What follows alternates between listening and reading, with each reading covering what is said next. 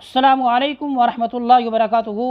بسم اللہ والصلاة والسلام علی من لا نبی بعد۔ سیدنا حسان رضی اللہ تعالی عنہ نے آپ صلی اللہ تعالی علیہ وآلہ وسلم کی تعریف یوں بیان فرمائی: وَأَحْسَنُ مِنْكَ لَمْ تَرَ قَطُّ عَيْنِي وَأَجْمَلُ مِنْكَ لَمْ تَلِدِ النِّسَاءُ خُلِقْتَ مُبَرَّأً مِنْ كُلِّ عَيْبٍ كَأَنَّكَ قَدْ خُلِقْتَ كَمَا تَشَاءُ۔ آئیے سوال و جواب کی صورت میں شمائل محمدیہ صلی اللہ تعالی علیہ وسلم کو پڑھتے ہیں، جانتے ہیں، یاد کرتے ہیں۔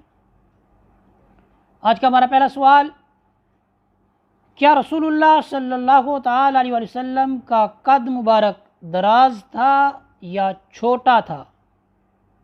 جواب: رسول اللہ صلی اللہ تعالی علیہ وسلم قد و قامت کے اعتبار سے معتدل تھے، نہ زیادہ لمبے اور نہ ہی بہت چھوٹے، بلکہ آپ کا قد مبارک درمیانہ تھا۔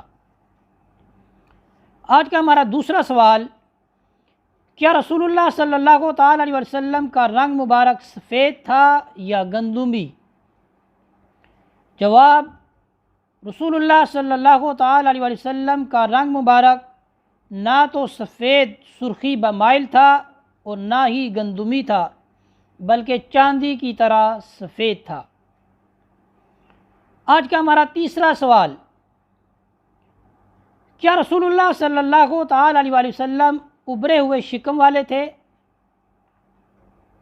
جواب: رسول اللہ صلی اللہ علیہ وسلم کا سینہ مبارک اور پیٹ مبارک برابر اور ہموار تھا، یعنی آپ صلی اللہ تعالی علیہ وسلم کا شکم مبارک نہ تو زیادہ ابھرا ہوا تھا اور نہ ہی پیٹ کے اندر تھا، بلکہ کیا تھا؟ آپ معتدل تھے اور آپ کا سینہ مبارک اور پیٹ مبارک برابر اور ہموار تھا۔ آج کا ہمارا آخری اور چوتھا سوال: رسول اللہ صلی اللہ تعالی علیہ وسلم انبیاء کرام علیہم الصلاۃ والسلام میں سے کس کے ساتھ سب سے زیادہ مشابہت رکھتے تھے؟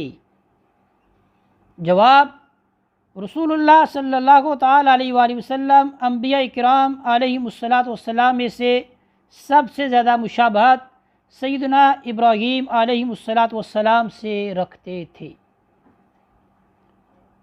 اس طرح ہمارے آج کے جو سوال تھے وہ مکمل ہوئے۔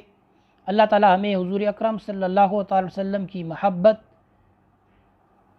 میں اضافہ فرمائے، اور یہ محبت ہمارے اندر بھی ہو، ہماری اولادوں کے اندر بھی ہو، اور تمام امت محمدیہ صلی اللہ علیہ وسلم کی دلوں میں ہو۔ وصلی اللہ علی سیدنا و مولانا محمد وبارک وسلم وصلی علیہ والحمد للہ رب العالمین۔